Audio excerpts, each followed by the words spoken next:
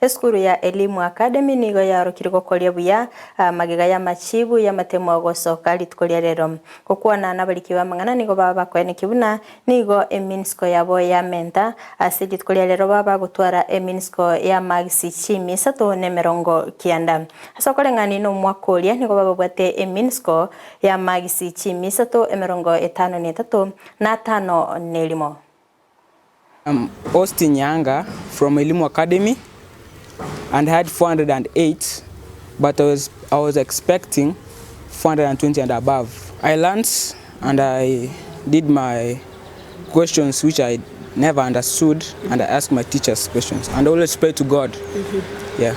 My parents always urged me to do the best, to be active in school, and always wanted to work hard to have a better future. I'm Michelle Mora from Elimu Academy.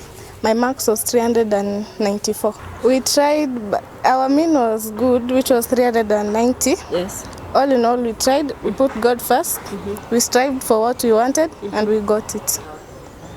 My name is Gertrude Osebe Oeri. I'm the mother to Kisii Nyanga and Michelle Mora. The results came out today, KCPE 2022. I'm very happy with the outcome of the children. One scored 408 marks, he topped in Elimu Academy. The other one got 394.